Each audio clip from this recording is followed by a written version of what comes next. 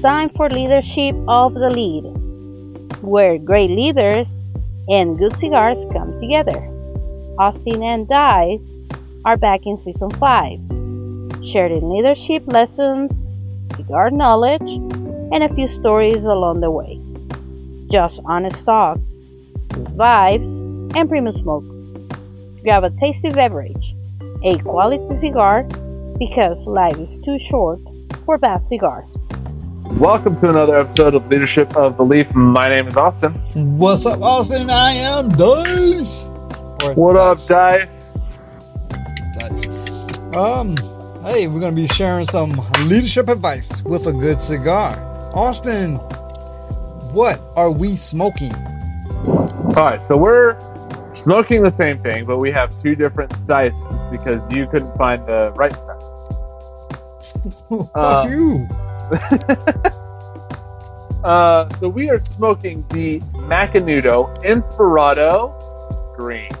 Oh, now, for those longtime listeners, they may remember the Macanudo Inspirado White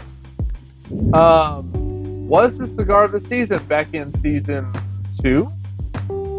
I'm not fact checking you. Sure, season 2. A few seasons back. Yeah, it was in the running, right? You didn't say it won. It was in the running. No, I'm pretty sure it won. Ooh. Okay, we'll move forward. Fact check me. We'll let the listeners fact check us. Yeah, there you go. Let us know at Leadership Belief if Austin's wrong. I'm not. Anyway. I doubt it. The wrapper is Brazilian Arabica. Binder's Indonesian. The filler is Colombian and Dominican. I am smoking a 5x52 Robusto. Oh. Dice is smoking the 6x50 Toro. Now, Dice, let me see your band really quick. God damn it. Fuck you. No, I'm curious. Now, why does your band look different? Does my band look different than yours, or are you picking that? Oh shit, your band does look different than mine. This was the last one in the box. Everywhere I went, they had the white and they had the orange all day long. All the sizes in the white and orange.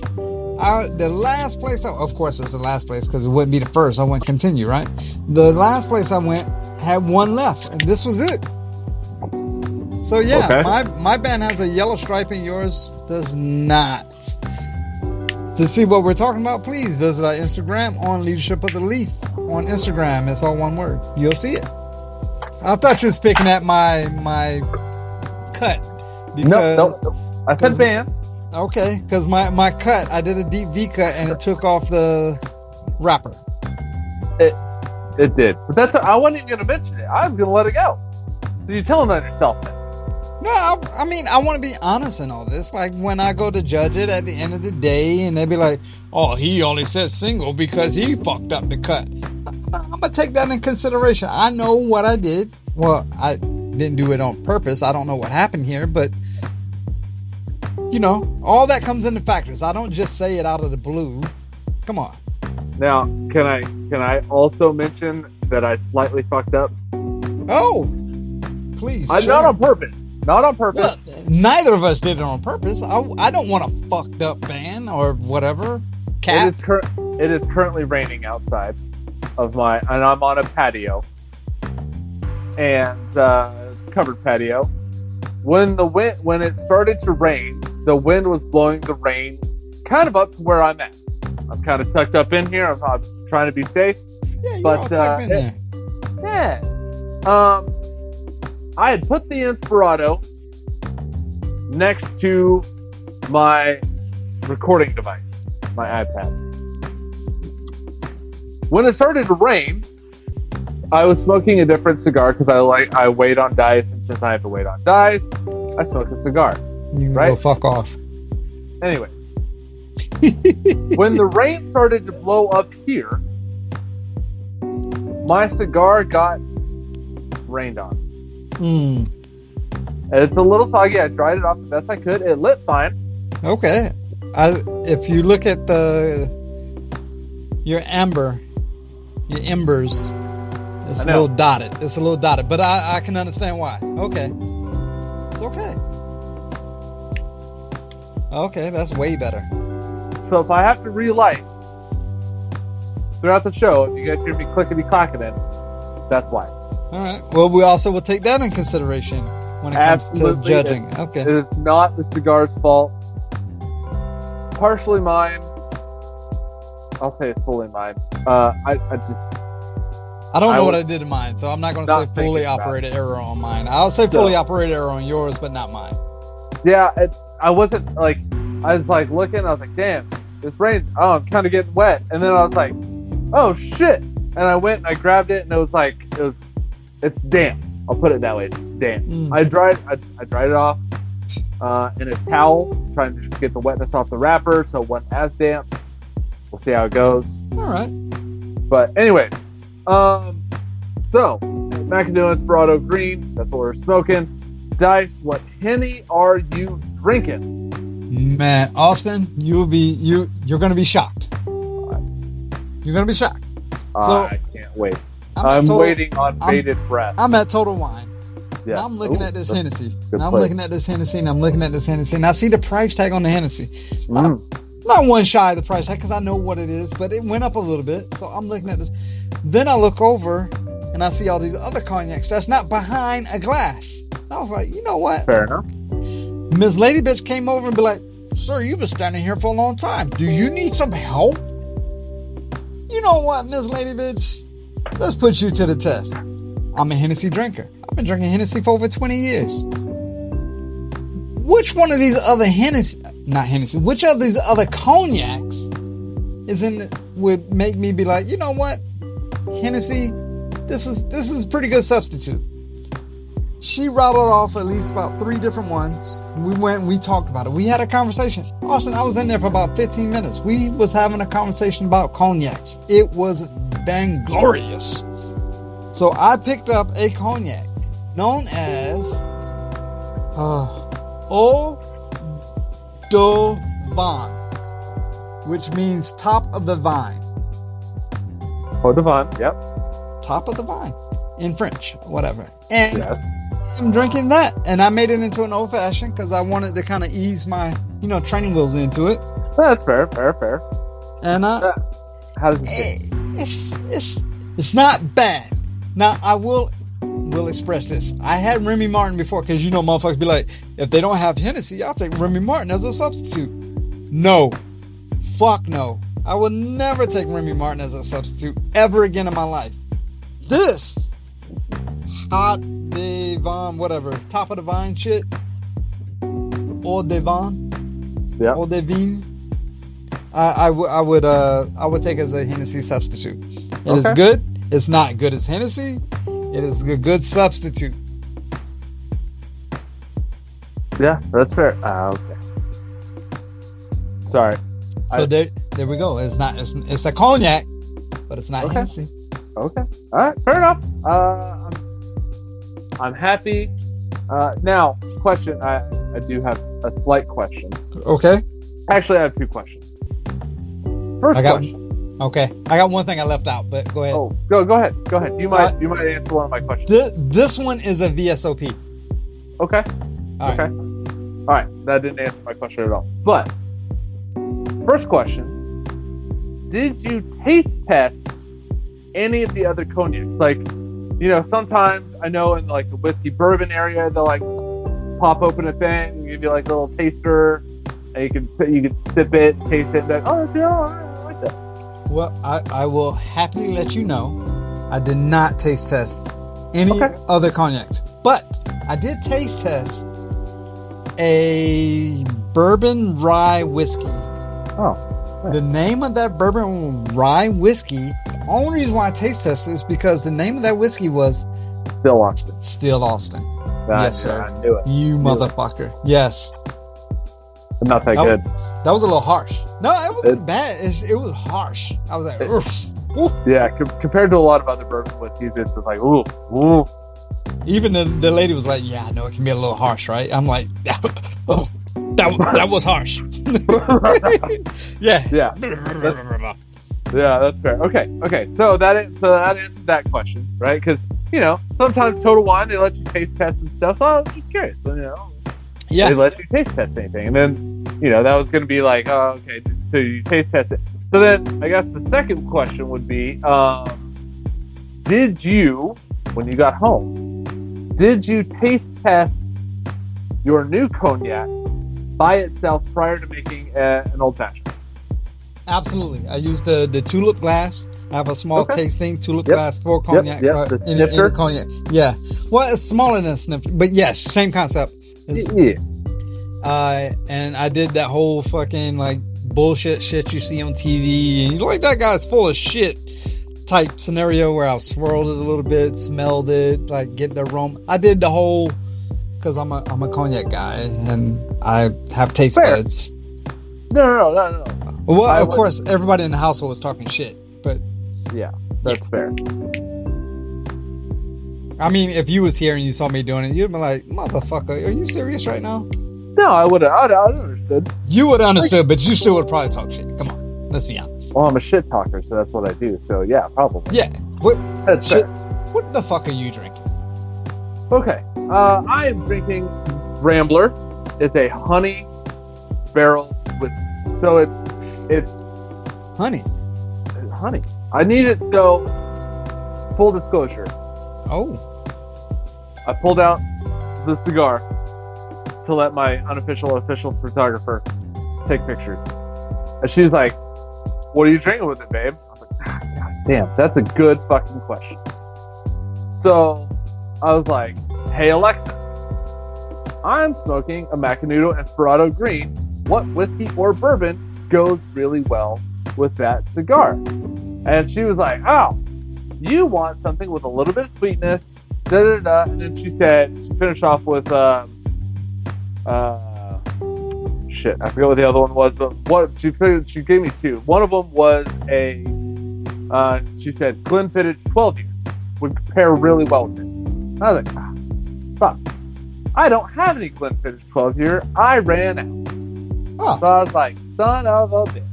Well, she said, I want something with a little bit of sweetness. So I said, let's take this Rambler Honey, because it's got a little bit of sweetness, caramel notes, stuff like that. Well, let's try that. So that's what I did. My research says a bourbon rye. So, again, I didn't even Google it. I asked Alexa. But I get it. But I was just saying of course I did a little bit of research for it too, but whatever. Okay. Well, we'll see how that works out for you. We'll see if Alexa's a lying ass bitch or she's just a bitch. True story. All right. So, Dice. I had. You only have two decisions in life: to be or not to be. That's the question. That's not true, sir. That's not true. No, why sir. is it not true? And I hate stuff like that because when you say it, it bottles it into that perspective, right? It's only A or B, heads or tails. It's only that kind of scenario. And your opener, today we're talking about one of the most dangerous leadership habits you can develop. And the belief that is every decision only has two possible answers. Right or wrong, motherfucker. It's my way, the highway. Well, I'm taking the highway. Yeah, you fucking wrong. What's that concept? The concept is known as the binary trap. That's right, binary trap. Yeah. So I listen to audiobooks. It's inspired. I am distinguished and gentleman, and I have books written by many famous people and floors of rich mahogany. It's inspired by the work of Paul C. Nutt. He spent over 20 years studying hundreds of real organizational decisions.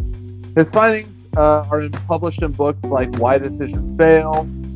They're really eye-opening. Roughly half of all major decisions flop. They fail. Why? A huge culprit is framing choices in simple binaries. Yes or no. Do this, don't do this. 1, 0. Binary. Bing bong. Yeah. That's it. So when as he's researching, he's analyzing hundreds of decisions in medium to large organizations, and one stat stood out to everybody. And it's about 70% of the decisions he studied were binary, essentially yes or no. this option versus the status quo. I either change the culture or I don't change the culture. I completely redo this program or I don't completely redo this program. Those are bing, boom. That's it. Yeah. 1, 2. Basically, it's like a Batman villain, right? Two-Face. Yeah. Heads or tails. Heads There's or no, tails. yeah, there's no That's it. option. No other option. Obviously, there's no other option. Yeah. Well, these yes or no questions, these heads, tails decisions, they fail over 50% of the time. That's shit. That's shit. Like, if you fail over 50% of your exams in a class, you're failing the class. Yeah. So you compare that to decisions where leaders consider 2 or more genuine. Let's say I'm going to say 3 or more, because 2 or more sounds dumb because it's binary and stupid. So 3 or more genuine alternatives, the success rate jumps dramatically. And I mean dramatic. I mean, that's just one. I agree with you. And I understand where you're coming from. But just if you want to take everything out of it, just logically and mathematically, 2 choices, 50%, heads or tails. You add another choice in there, that's 33%, right? Yeah. And then if you add another choice, that's 25%. So just mathematically, just not even going over anything else, just mathematically, that just makes sense. But where we at? The binary trap, when it's rushed into a narrow frame, we must cut costs or lose market share, or we must launch a new product or fall behind our competitors.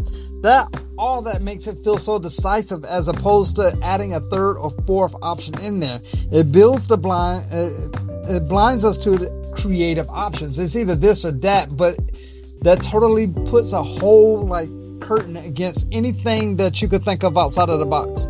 Why don't we slowly launch a new product and we do product A, B, and C, and until we get the whole full rollout or something like that? We do the fruit punch, then we do the tropical punch, and then we do the mystery punch. No, it's either we roll it all out or nothing. There's options in there.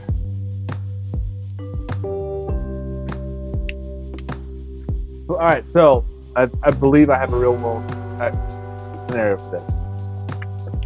Ford Motor Company.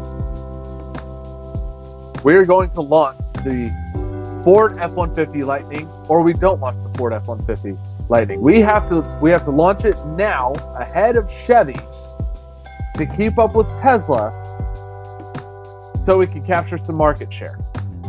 Right? They rushed it out, and it flopped. They discontinued the fucking truck. Wow. They said, we're not making any money on this. Nobody wants this fucking truck. And the reason was because it was so rushed and so, I don't say not well put together. It didn't deliver what truck owners need, right? Chevy took a little bit more time. They said, hey, let's actually make a solid electric vehicle. And Chevy is still continuing with their shit, and people like their vehicle. No, I'm not saying that it doesn't have problems. But Chevy's saying, we're committed to this. We're going to keep making it better, and we're just going to get better and better and better. Ford said, oh, fuck, we screwed up, yanked it, and they're now having to go back and retool all of their electric vehicle shit.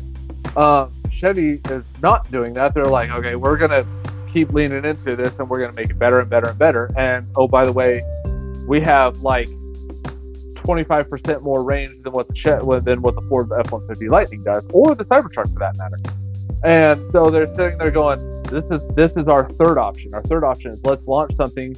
Let's wait. Let's launch something that people actually want, and then we can iteratively make it better. And they're winning.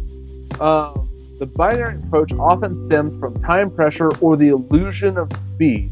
When we think we're being pragmatic, but we're actually painting ourselves into a corner, imposing solutions early, limiting the search for ideas, and failing to get buy-in. And that's what Ford was doing. That's exactly what you described Ford, yeah. Yeah, so Paul's research on organizational decision-making found that leaders often fail because they frame decisions as either-or choices. Either we do this or we do this. Instead of exploring multiple possibilities. There's always the third option. And I tell this to my kids all the time. He's like, well, either I get bullied or I punch him in the face. And I said, or there's the third option. And he's like, what's the third option? I said, do nothing. Walk away. get out of the situation like, oh, I didn't even consider that. I'm like, exactly. So if you just chill out, you think about this logically. If you just calm down, you can either get bullied and stand there and take it. You can punch the dude in the mouth and get in trouble, or you can walk away. There's your third option. Do nothing. That makes so much sense. I know. It's one of those things. You don't have to cut costs or lose market share. You might think you do, but if you take the little extra time and you gain a little bit more insight, customer service, surveys, market research, you might find out that the product you're about to launch actually doesn't get you anything. It's actually going to lose you market share. And if you take 6 more months and you put out a better product, it's going to gain you market share. It's exactly what, like, it's the illusion of two trucks. It's one of those things like the cigar teaches us, right? It teaches us patience. Once you light that's your first light, you don't want to rush it. You want to rush through the experience. You want to enjoy it, just like I want to enjoy the first third of this cigar. Very, very true. Very true. I'm getting cedar, earthy cocoa, and then I get an almond, chewiness on the back end with some black pepper. I almost feel like it might be white pepper, but I'm going to go black pepper. I'm going to have to lean very forward with you in the cedar and the earth. Where we differ is this whole black pepper. My black pepper is definitely coming through a lot more than the way you was making it sound. Almond is not even in my picture. Cocoa's on the back end. Yeah. Now yours is bigger than mine, so the airflow and everything else is going to affect it. All right. Yeah. Okay. So that could absolutely change it. So, but I'm getting black pepper. Your drink is honey forward too. I'm sorry to cut you off, but your drink is honey forward. No, true. I almost want to put black pepper in the foreground, but I get cedar, and then it's like a subtle earthy cocoa tone, and then it's like black pepper on the back end, and then on the like the retro, it's like, ooh, there's a chewiness like that I would get from like almonds, like that. You know, you bite into some almonds, you have that almond breath, and you kind of like exhale through your nose, like, oh, that's almond. Definitely not getting almond. But that's cool. That's okay. Different palates, different strokes, different folks, and different sizes. Yeah, like I was saying with this cigar, I mean, I was poking fun just to get our first third in there, but you don't want to rush through that experience. You want to let it develop, and you want all the flavors to emerge. Just like you was getting almond at your back end, I really wasn't. Doesn't matter. I was more forward pepper than you was. That's the way it goes. Leadership decisions deserve the same respect. Too often, leaders ask questions like, "Should we fire that employee or keep them? Should we promise Sarah, or should we promote Mike, or should we promote Sarah? I don't expand, stay where we are. You know what? Yes, no. I really don't know. These questions, just like our flavor profile, it sounds reasonable. Like what? One or the other. But there's other options. The problem is to assume there's only two answers, right? Right. So Paul Nutt, he refers to this as the binary trap. It's a mental shortcut that convinces us every decision is either black or white, success or failure, yes or no. Reality is never that simple. It's rarely that simple. Do I buy a new car, or do I keep the car that I have? Or you could sell the car that you have and buy a motorcycle. You could there's another option, like maybe you keep the car you have and buy a second one. Like, there's a bunch of different options. Most leadership problems have dozens of possible solutions. Maybe the employee doesn't need to be fired. Maybe they just need coaching. Maybe they need a different supervisor. Maybe the job they're in doesn't align with their talents. Maybe their talents are aligned more with sales because they're a people-y person, but they're an accountant. Well, maybe we try them out as sales, see how that does. Maybe they're shit salesmen, and they're a better office manager or accountant or something. Maybe they're a shit mechanic, but they can clean the fuck out of some parts. Yeah, and yeah. So the moment we stop asking what else could we do, we've already limited our leadership. The book that I was reading, one of the questions he was talking about to develop a coaching habit was he called it the awe question, the awe, AWE, and it stands for and what else. and it's you know, because if you get somebody that comes up and you're like, hey, what's on your mind, and they start going, oh well, this I'm really having trouble with this process, and what else? Oh well, actually, this process isn't my only problem. It's actually, the shift I'm on. I don't like being on second shift. And what else? Well, the reason I don't like being on second shift is the supervisor. Okay, that's very interesting. What else? Well, the supervisor's a dick. What else? And you just keep asking what else to get to the. You iterate so it's similar to the 5 whys. Exactly. It's exactly like. What else? What else do you have to say to me? What else can I help you with? What is the biggest, problem here for you? Right? So that's what you're trying to do. What else could we do? What else? Like, okay, we can promote Sarah or we can promote Mike. What else could we do? Can we promote Sarah and Mike? Can we not promote either of them and promote somebody else, or hire an outside person? Do we have to promote them? I don't know. Are they shit workers and we're promoting them based on seniority? I have no idea. Just the moment you stop asking those questions, is the moment your leadership is cut short, because you already limited yourself to decisions. So let's make it tangible, right? Think of a company that faces sales that are in decline, right? They're declining sales, whatever. So a binary response is, do we lay off people or not? Lay off, keep. What do we do? Here's a better framing. How can we redesign our offering, enter new markets, or innovate our delivery model? Mr. Nutt's work shows that exploring multiple alternatives leads to higher quality decisions and better implementation. Yeah, I would work a whole lot better if I knew you wasn't going to fire me. Like, oh, I'm coming up with some innovative ideas, mofo. Have you ever heard of TikTok? Let's put our market on TikTok or some shit. Come on, motherfucker. Let's do this. Hey, that's a phenomenal idea. Hadn't even thought of it. Let's see if we can't get some TikTok influencers to hawk our shit.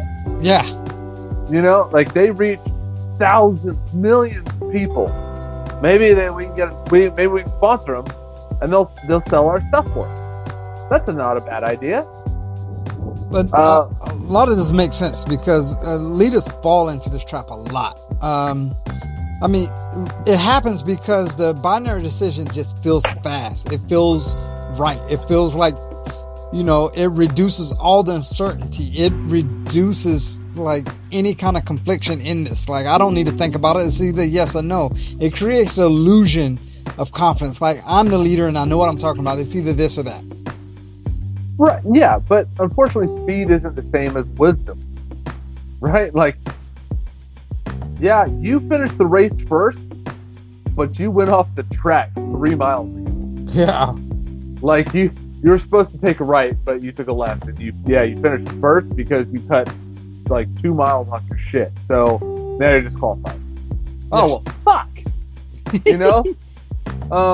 Investigators call it locking onto the first theory.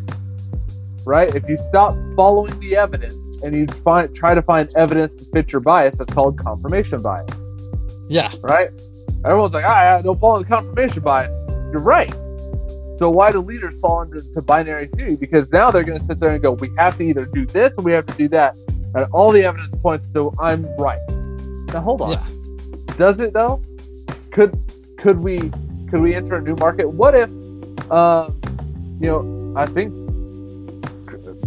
I may be wrong, but I doubt it.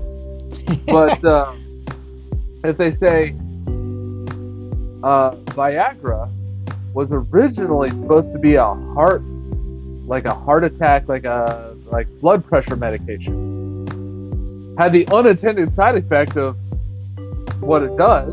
Chicka-bow-wow. Right? So rather than sitting there saying, okay, we can either pull this off the market or continue doing what we're doing, they said, what if we remarket it? What if we rebrand it? Let's call it Viagra, and we give it to all the men suffering from ED. Oh. Huh. Oh shit! Now it's a little blue pill, and everybody fucking knows. So, police detectives know wrongful convictions often happen because investigators stop looking once they believe they found the answer. Businesses can make the same mistake. Kodak believed they had to choose between film and digital. Bullshit. Blockbuster believed they had to protect stores or lose profit. Blockbuster's out of fucking business. Leaders throughout history have paid enormous prices because they believed only 2 doors existed when in reality there's actually like 20. This whole scenario, that whole block that we was discussing, or should I say you was discussing, and I'm sitting here pondering as I puff on my cigar. It reminds me of shooting pool, playing billiards, right? Mm-hmm. You have a clear shot at the 7 ball or whatever, but you didn't look at the whole table. You didn't look at anything else. You just looked, I got a clear shot at that 7. But if you look, you had a good shot at the 3, a good shot at the 2. And if you was make the 2, you have an open shot for the 3, which leaves you open for this. Like, there's so many different scenarios, but yet you're closed-minded and only looking at, I have 1 shot at this 3, at the 7. And if I make it, cool. If I don't make it, I'll lose my turn. Right. And having played pool with you, it's a very easy trap to fall into. You're so narrow focused. You're like, bam, bam, bam. I'm gonna try to do this, and then you go, oh fuck, I screwed myself. Now I left you open for a shot, and you can ran the fucking table. You fucker. You can run the fucking table. Yeah, exactly. You're like, God damn, fuck, I screwed that one up. Which you've done, asshole. You're welcome. But the strongest leaders remain curious. They're going to deliberately ask, hey, have we considered all the options? What options haven't we considered? What assumptions are we making? What if our first answer is wrong? Those questions create better leadership. If you sit in a room full of 10 people, yeah, and you go, and they're like, hey boss, we either have to launch this product now or spend an extra 6 months developing it. Huh. What else have we considered? What do you mean? No, that's it. No, there's got to be something else we haven't considered. Why do we have to launch this now? Well, if we don't launch now, our competitor is going to beat us to market. They've already said so. Okay. What if that assumption's wrong? What do you mean? Well, they've already pushed their shit back twice. Yeah. Are we sure they're not going to push it back a third time? If we're struggling, wouldn't they be struggling? Well, maybe. Yeah, maybe. Okay, so what else have we not considered? Fuck. Well, maybe we could, if we give 3 months and we put out a beta test. I was going to say beta. That would allow us to spend the other 3 months fixing all the bugs that we found and finish up the work on the other stuff that we already know about. And then we can put out a better product in 6 months. That's an idea. Yeah. What else? See how much they like the name. I mean, there's so much test market out there. We can do surveys. Yeah, exactly. There's so much more else that we can do out there. Before we move on, I think we should take a small break.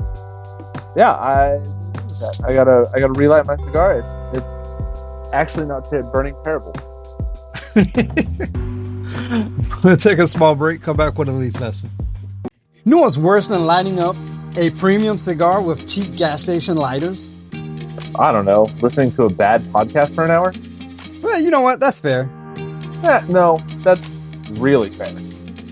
If you ever spent 20 minutes searching for something worth listening to, only to end up hearing 2 guys argue about whether cereal is soup? Or a podcast hosted entirely by someone's emotional support ferret? Emotional support ferret? Well, I got some good news. Head on over to A Million Podcasts. We're discovering your next favorite show is easier than finding that one guy in the cigar lounge that says, I only smoke Cuban. That fucking guy. Right? Million Podcasts helps you explore thousands of podcasts from every category imaginable. Leadership, business, history, comedy, true crime, sports, and of course, the best leadership and cigar podcast on the planet. Well, at least one of the top 10. whether you're driving to work, Relaxing on the patio, or pretending working while secretly wearing headphones, we promise we won't tell your boss. visit Million Podcasts. Discover your next binge-worthy show, and while you're there, Don't forget to follow Leadership of the Lead. because great leaders Don't waste time searching for great podcasts. You know what leadership and a great cigar have in common? Well, if you rush either one, you're going to end up regretting it. That's why we're enjoying Espanola cigars, crafted with patience, built for flavor, and made for moments that matter. Espanola cigars, because life gives you enough problems. Your cigar shouldn't be one of them. Hey, welcome back. We just took a break, and Austin is going to share with us his second third because he's drinking some honey shit. You know, you talk shit about this honey.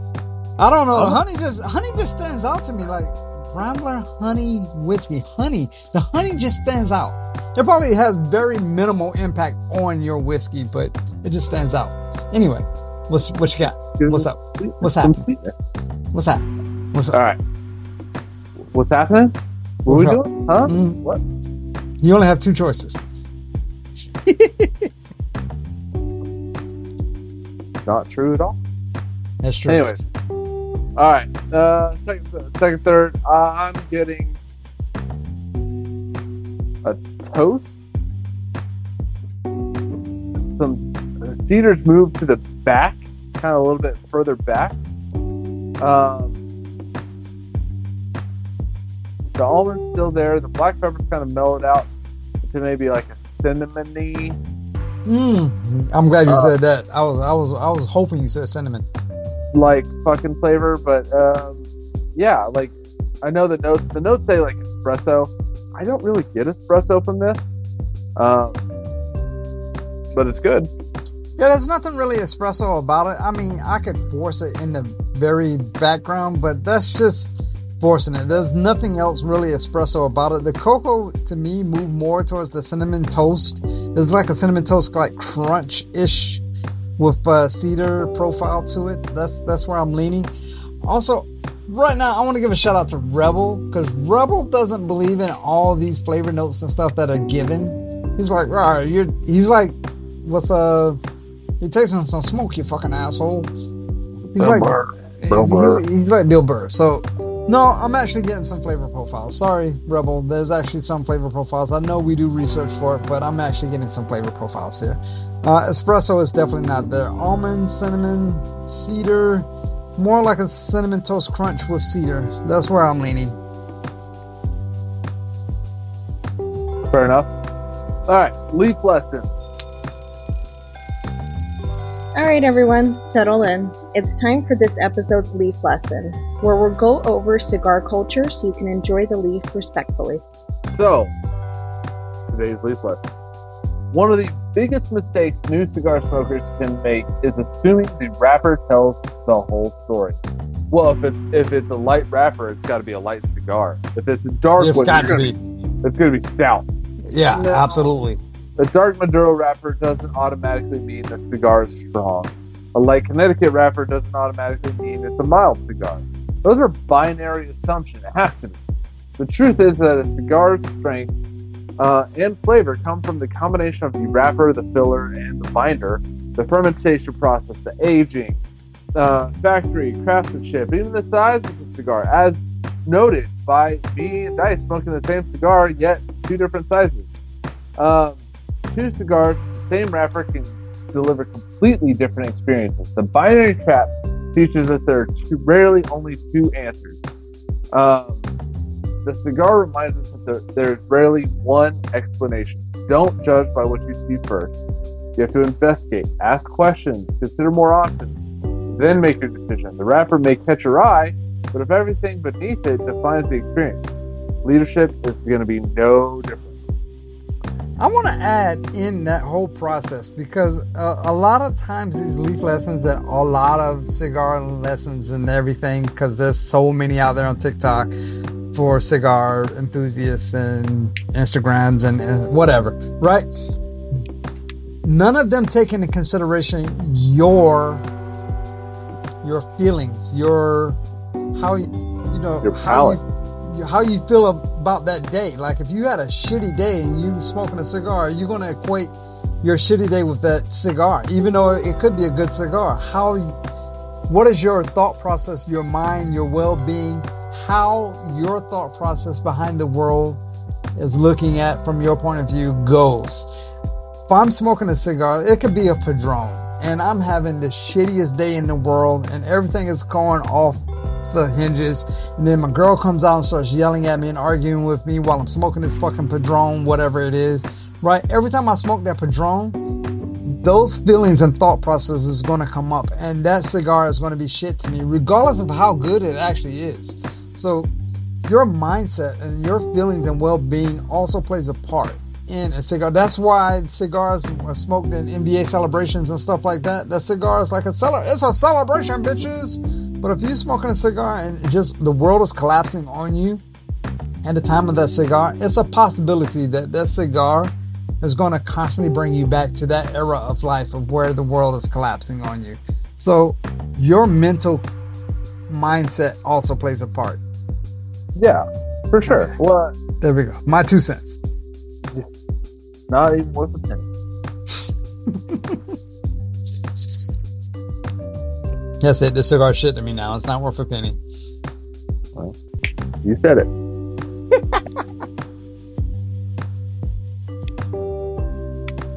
All right, okay. Touch it. I gotta continue touching this shit up. I see that. In the meantime, Austin, I'm gonna ask you, what is the process of building that third option? All right. So one of the best habits any leader can develop is asking for one more idea. Whenever your team presents you 2 choices, challenge them. Give me a third. Give me a third option. What could be a third option? Then if they give you a third option, they're probably going to not believe it. First off, they're going to be like, well, I fucking know this. Okay, give me a fourth option. Sometimes that third option becomes the winning strategy. Sometimes it combines the strength of the first two. Sometimes it's a shit idea that they threw out, but then somebody else takes it and runs with it and builds off it. Sometimes it reveals that the original problem wasn't the real problem at all. Great leaders don't reward quick answers. They reward better thinking. And for that matter, the market will reward better answers rather than quick answers. You could be first to whatever, and you might get a quick win, but guess what? You're going to end up in a shit situation after all of this because you're going to sit there and say, well, we got to market first. Yeah, but your product is shit. This guy came out 6 months after you and his product way better. And everyone just migrates over to that. I don't want to sound like I'm tooting someone's horn or whatever, or I'm pro this, pro that. Yeah, but Apple is a good sign of that. Like, let's take this. What's the flip phone? Not flip phone. What's that dual screen shit where you open the phone up and it's bigger? What is it called? Samsung has it. The flip. The flip. The fold. Fold is what I'm looking for. The fold phone. So Samsung had it out for a while. Other companies have got their own versions of the fold phone. Apple still haven't put theirs out. There's rumors that it's coming out this September. I don't know. I'm not an Apple guy. I'm not an Apple fanboy or anything like that. But I just wanted to point out that they didn't jump on that. They didn't be like, oh shit, Samsung got a fold out and everybody else is putting a fold. We need to put one out ASAP. They didn't do that. I think Samsung is on their 4th or 5th, maybe even their 6th iterations of that. Apple is holding true, waiting until they get all the kinks out, and when they release theirs is going to be, normally with Apple's history, is going to outperform everyone else's. Yeah, well, and you can talk shit about Apple, but it's kind of one of those things like, it just fucking works, right? Like it's like, damn, I want to hate this, but it fucking works. Like, I don't want to be an Apple person, but fuck, it works with minimal hiccups. Yeah, Minimal like hiccups. it has all this stuff that I want. It has all the apps I want, and shit just fucking works, and I don't have problems with it. So imagine walking into your shoe store, right? Walking in, someone asks, "You want Connecticut or Maduro, light or dark?" Oh, Now you know that's not how cigar smokers think. that's the only two choices I have. There are millions of choices. You got Corojos, Honduras, Habanos, Cameroons, Oscuros, Sumatras, Indonesia. You have Hell, Sumatra. isn't this one? What is this one? Brazilian? Let's see. No, the wrapper is Brazilian. Yeah. But the binder is Indonesian. The filler is Colombian and Dominican. Yeah. You have a bunch of different choices. You even have fucking green choices, for fuck's sake. Yeah. Like barber poles. You can do whatever. I don't want a Connecticut or a Maduro. I want both at the same fucking time. Wait, what? Yeah, I want a fucking barber pole, asshole. Like, shit. Barber pole full strength, medium to full, actually. Yeah, and then you go, all right, well, you want a Perfecto or a box press? No, I want a Torpedo. Oh, damn. No, I want the Figuera. No, Yeah. I want something that's twisting fucking three. Yeah.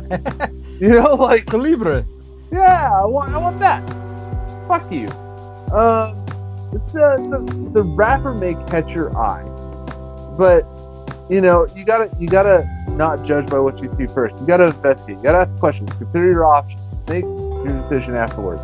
Wrapper is gonna catch your eye, but it's everything beneath that defines that experience. And leadership, again, no different. If you sit there and you're like, okay, well, there's all these different blends, there's strength profiles, there's sizes, there's ring gauges.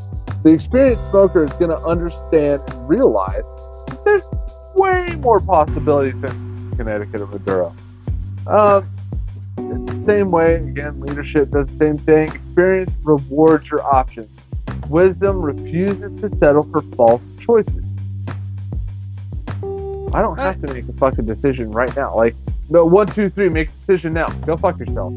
Yeah, you know what I constantly say a lot of times when I'm in a humidor and that guy or girl or whatever that comes in, because I know they got a job to do. I don't like it, but I know they got a job to do. What are we looking for today? I often reply, ma'am, sir, or whatever. I'm like a kid in a candy store. Just let me mill about to whatever catches my eye, and then I'll look at it and see what's in it, and then I'll just go from there. But truly, please leave me alone. I'm like a kid in a candy store when I'm in here. I just wish I had an unlimited budget, but unfortunately I do not. So I need to make my choice for what I want to smoke this evening, this weekend, this Thursday night, whatever. I'm looking for the perfect cigar to match my mood and my day and how my weekend is going to go. Yeah, and maybe it's like, I want an oldie but a goodie that I know is good, that I can take my time and it's going to make my day better. Yeah. Or maybe it's like, I've had a pretty good day and I'm in the mood for something new. I just want to look around and see what wrapper catches my eye today. Yeah. But here's the practical takeaways. Drawn from Nutt Insight. Broaden the frame early. Instead of should we do this or should we do that? Ask, what are all the ways we can achieve our objectives? You got to aim for about 3 to 5 alternatives. Now, here's the kicker, right? There was an experiment done. There was two stands that had different flavors of honey, right? Like you can have, like, you go to a farmer's market, some people have like blueberry honey and whatever, fucking like different flavors. There's clove and regular and all that other stuff, right? Here's the thing. One had 24 options. The other had 7. Just 7. Huh. Now you might think, well, 24 is going to get more business. And you'd be partially right. They got more samples given out than the 7. However, more people bought from the 7 option stand than bought from the 24 option stand. Now, what does that tell us? What it tells us is too many decisions, too many alternatives can paralyze you into indecision. Because you're like, well, fuck, these all sound great. Now I can't decide on just one. There's too many options. There's 24. What if I make the wrong decision? I can't fucking make that decision. But if you go to 7, you're like, ooh, out of these 7, I like that one the best. That one's a close second, and that one's my third. What's my budget? I can make 2 options. 1, 2, done. They made 7. The human mind is optimally designed for about 3 to 6 choices. 3 to 6. This is what they found out. So, when we say aim to 3 to 5, we fucking mean 3 to 5 choices. Because if you get too many, you're going to be paralyzed with the decision. So, binary choice bad, too many options also bad. There's a sweet spot right there in the middle where you want about 3 to 5, maybe 6 options, and you can start throwing out options that don't work or do work. I can't remember where I was. Was it alcohol? Was it cereal? I don't remember exactly what it was. Let's just say cereal, just for simplicity. So I'm looking at all the. Have you been down a cereal aisle? Oh yeah. Yeah. Okay. There's a whole aisle just of cereal, right? Yep. There's so many fucking options. So many options. You know what? I'm not getting cereal today. I don't know. I don't know what to pick. I don't know what the kids like.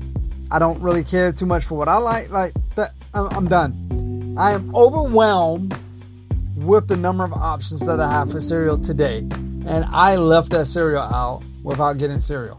Now, if they had, here's Honey Nut Cheerios, here's Special K, here's Raisin Bran, here's Lucky Charms, Fruit Loops, and Cinnamon Toast Crunch. What do you choose? I'll probably get Cinnamon Toast Crunch. Boom. Done. Right there. It was Walking 5 out. seconds. Yeah. That one. Done. But no, you've been down there. There's not Cinnamon Toast Crunch. That's Cinnamon Toast Crunch. That's Cinnamon Toast Crunch with marshmallows. That's Cinnamon Toast fucking not crunch. Cinnamon Toast Waffles or some shit. And then there's French the Toast knockoff. Crunch. Yeah, that's what I was trying to say. And then there's like Toast Cinnamon Cookie Crunch. Yeah. Like, oh my, are you fucking serious right now? Like, Tricks. Fruit Loops. I'm done. Fucking Applejack. You know what? Fuck you and your cereal. No one's getting cereal today. I'm not getting cereal. I'm out. Yeah. So I 100% see where more than 5. I'd say 5 is a good number. 6 is borderline, but more than 2, less than 6. Yeah. You're right there in the sweet spot. Because you can go up and be like, no, maybe, no, potential. Oh, that one looks really good. I like that one. Yeah. Or you can be like, I honestly understand why this is not a good choice. Yeah. Well, let's throw it in a cigar perspective, right? We've both been to Rogers Humidor, the cigar warehouse, biggest humidor In Las Vegas. In Las Vegas. West of Mississippi. Sure. You and me have both sat there and spent 20 to 30 minutes going, fuck, dude, I don't know what the hell I want. Yeah. They all look great. And we don't have an unlimited budget. They all look fucking great. Yeah. And then so we go, and normally what we do is we go and we find the ones that we do like, that we know that we like. And then we go, okay, let me pick up 1 or 2 of these, 1 or 2 of these, because we know we like them. And I'll get 2 extras that are questionable that I may like. I don't know yet. And then we just have to sit there and kind of go, fuck, it's a shot in the dark. But it ends up we make like 3 fucking decisions out of yeah. I don't even know how much inventory he has, but I'm going to say at least 100. Well, he was no fucking help. No, but that's the thing, right? So it's like, fuck, dude, I don't even know what even looks good right now.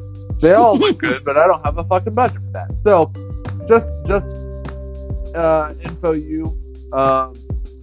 So when you're cultivating options, don't cultivate too many, right? Brainstorming's great, but then you're gonna have to knock it down to let's get down to about 5, and then see if you can't knock it down to 3, and then see where you're at from there. So number 2, separate idea generation from evaluation, right? This kind of goes into what we're talking about. Use techniques like brainstorming or devil's advocacy. Don't let the first plausible idea anchor everything. Like, okay, well, no, neither of those take that into consideration. Well, you know that's a very real possibility. Yeah, okay. So how do we solve that problem? I have to think on this. All right, let's think. Let's brainstorm some ideas. Well, it goes to the pool table scenario, right? You got a good shot at number 2. You got a good shot at it. But if you was to shoot number 4, it will leave your cue ball in a almost same position as your shot for number 2. Yeah. So why go? Because if you was to shoot number 2, then you're left in a desert island. You don't have another shot afterwards. But if you was to shoot number 4, it would leave you in the same ballpark as the same shot that you have right now. So instead of just going off your first, plausible idea, looking at the table, you do a little brainstorming. You look at the table, you kind of judge. You use your elementary trigonometry and plays devil advocacy when looking at the whole table. Right. So number 3 is involve the right people. Participation isn't just nice. Nutt's data shows that it dramatically improves acceptance and uncovers blind spots. Now, that being said, we talked about right people.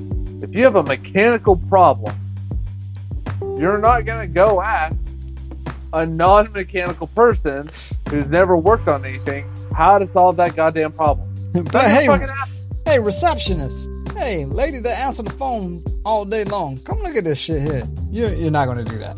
You're not going to do that.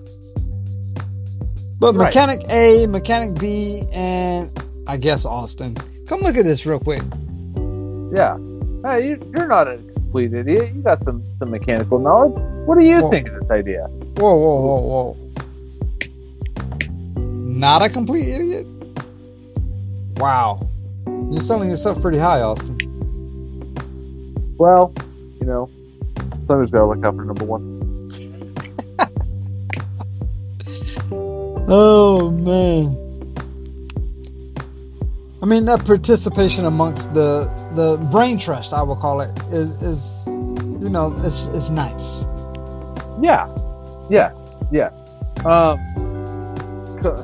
Conversely, if you have an accounting problem, you're not going to go to the guy who works on the floor that builds widgets and say, how do I solve this accounting problem? Doesn't fucking work. So number 4, you got to set clear objectives first. Know what success looks like before debating solutions. This prevents premature commitment. Okay, we have a problem. What does our end goal look like? We want more market share. Okay, great. We want more market share. What does that look like? Because that's vague. We want a 10% increase in market share. 10% increase in market share. Within how long? 6 months. Okay. Within 6 months, we want an extra 10% of market share. How do we get there? What is going to make that happen? How do we decrease costs and increase profit? How do we increase the market share? Right? Those are your objectives. Now, we write those 3 or 4 things down on the board, and we come up with different ideas to come to that objective. We complete that objective. That's where brainstorming comes into play, because a lot of times brainstorming comes up with generic ideas, right? It comes up with just baseline, whatever I say or comes to mind off the cuff. You take that idea and you kind of mold it into something a little more strategic, a little more detailed. Like, okay, like you were saying, we want more market shares. Cool. Everybody wants more market shares. Our competition wants more market shares. What are we looking at? What are we talking about? More market shares. 10%. 10% is a very valid number. That's attainable. That's a reachable goal. This whole thing. I got it. All right. How do we go about this market shares? Whereas our competition could be saying 5% is more, 15% is more, or whatever our competition is deciding. But we're not focused on them. We're focused on us. This is what we're looking for. This is our goal. This is how we're aiming. What are we doing to aim for that goal? What is our narrative? Let's write this down. Let's focus on what we are doing. Right. Can we increase reliability, which would increase customer satisfaction, which would then generate more positive online reviews, which would then allow us to capture more market share. Whatever the case is. Number 5, you have to test and iterate. Pilot ideas where possible. Binary thinking loves all or nothing. Great leaders love learning loops. Hey, what is our goal here? All right, our goal is more market share. Okay, how do we get there? Well, we increase reliability, we decrease costs, we can lower prices, which then would drive us to hopefully capture a bigger market share. If we increase reliability, decrease costs, we pass that cost savings on to the consumer. It increase our profit because we sell more stuff, and therefore we gain more market share. Great, love that idea. How do we learn from this, right? How do we learn from what we're doing and apply it to other areas of the business? How can I reduce inefficiencies? Is there a way I can reduce inefficiencies in the production line? Is there a way I can reduce inefficiencies in accounting? Is there a way I can reduce inefficiencies in sales? How do I learn from this, and how do I apply it to other things? I don't know if you watched the TV series The Bear. I have not. Okay, well, The Bear is about a restaurant that's failing. Season 5, they are on this time clock or whatever to try to improve profits and everything, to improve the business, to make sure they have enough revenue to continue the business going. That's the baseline, right? So, of course, they cut food costs, and they do reduce the plates by like 25%. So, whatever, they're doing all this with the food and the beverages and the chefs and everything. And one of the maitre d's, one of the whatever, came in from the parking lot with a paperclip in his hand. And I was like, what is the significance of this paperclip, right? So he went in this whole long tangent, like, we're doing all this stuff to cut costs, we're doing all these things with the food, we're doing all these things with the restaurant, but yet our accounting department loses a paperclip in the parking lot. A paperclip costs how much ever cents compared to how much ever paperclips they have lost in the long run, to the whole total picture of the bigger picture of the project of saying that, hey, every cent counts. So we're cutting costs, we're removing one tomato from the salad, but yet you're just going to leave a paperclip in the parking lot? I mean, it was very small and insignificant in stature, but what he was saying is so loud and gigantic in voice. Yeah, it reminds me of the, I know we've shared this on before, of Southwest Airlines, right? Yeah. Back in the early 2000s, like 2008. Late 90s, I think it was early 2000s, somewhere around that. So somewhere in there, they're like, hey, we have enough money to make everybody, to keep afloat until July. But if everybody could do stuff to save money, we could probably save this much money. We could make it to Christmas and give everyone bonuses, and then we'd probably be going on. And so what they found is people turned off one monitor. They worked with half the lights on. They only printed when needed. They did all these cost-cutting measures that nobody had thought of. And not only did they make it past December and give everybody giant bonuses, they are the only company to turn a profit that year. Because that was the COVID time. Yeah, you're right. Little things like turning off the monitor, turning off half the light. If you're not there, you're not in that office, turn off the light.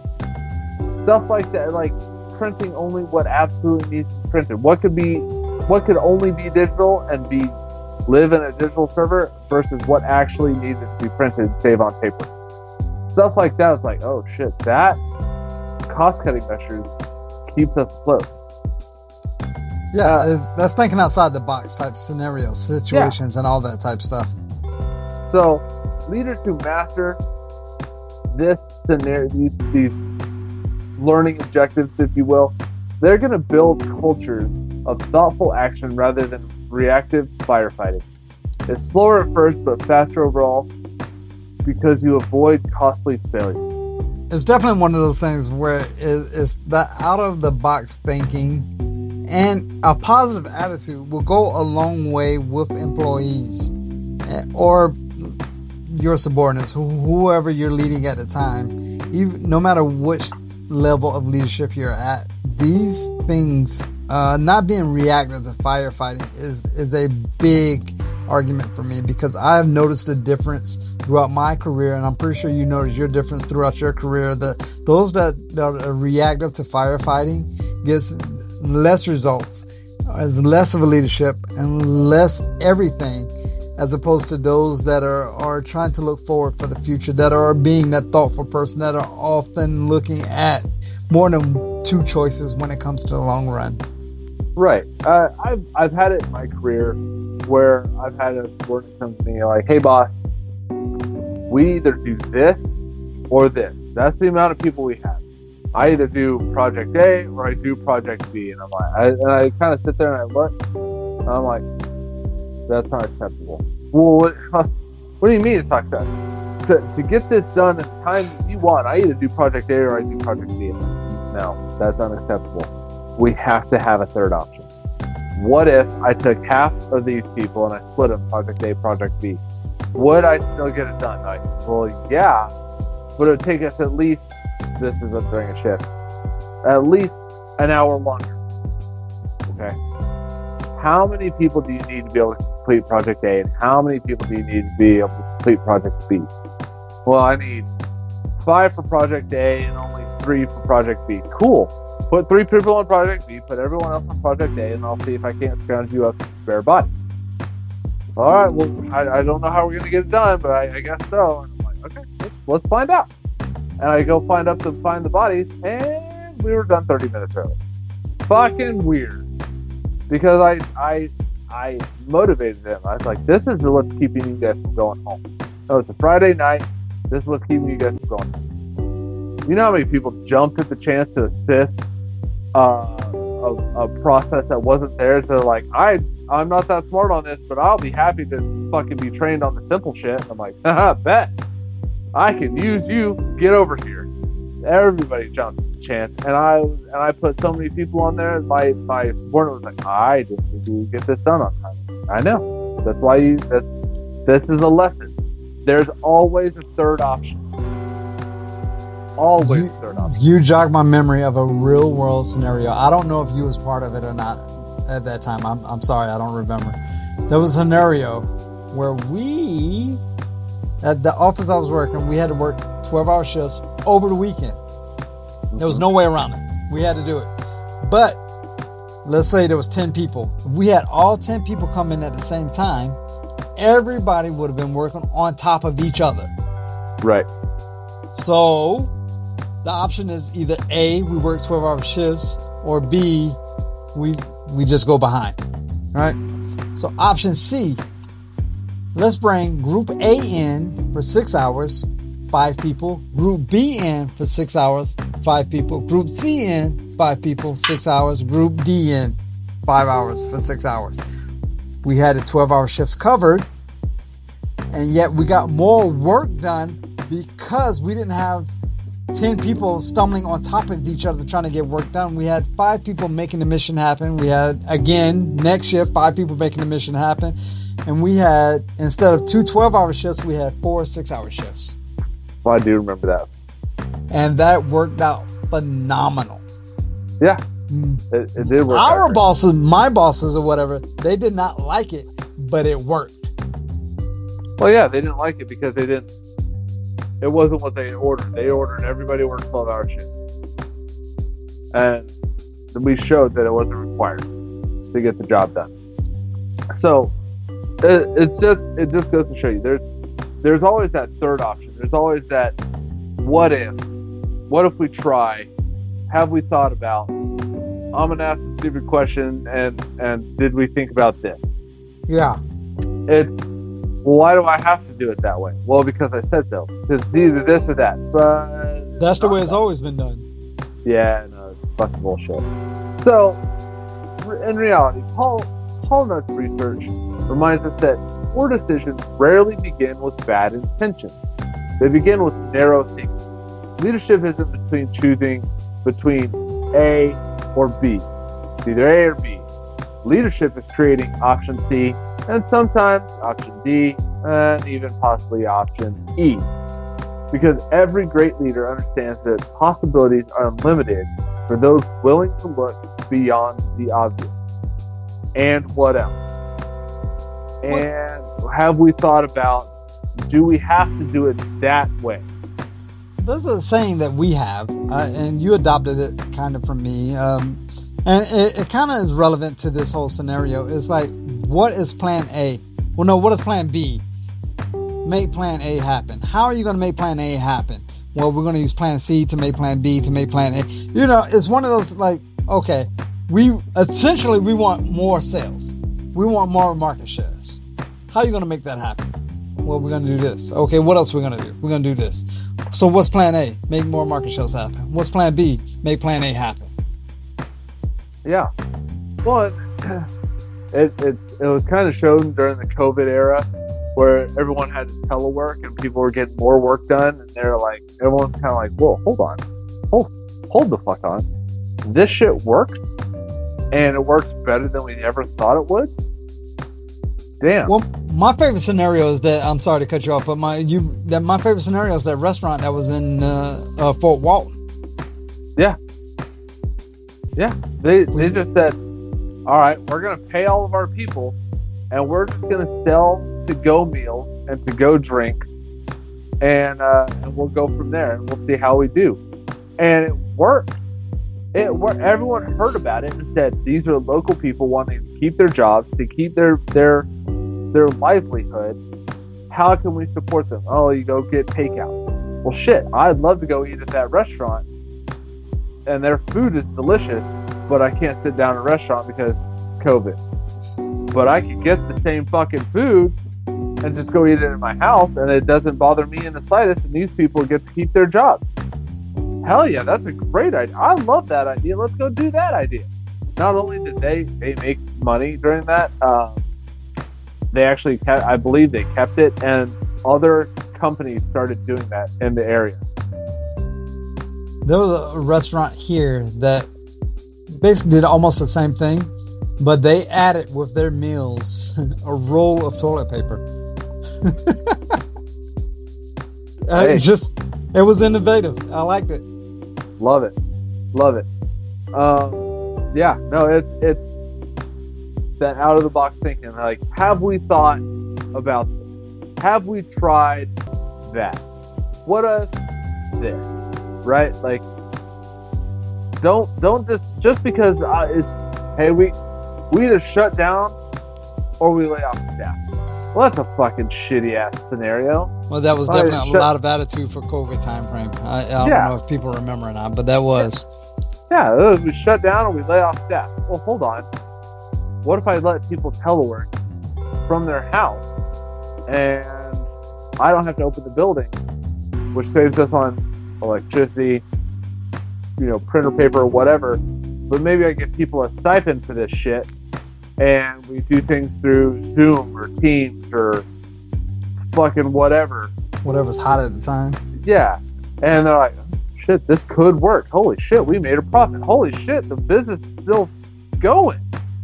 And I didn't lay off anybody. It puts me in the frame of mind of your final third. Final third, yes. Yeah. That was a little weak, but it was a good transition. Yeah, it was not, but all right, I'll give it to you.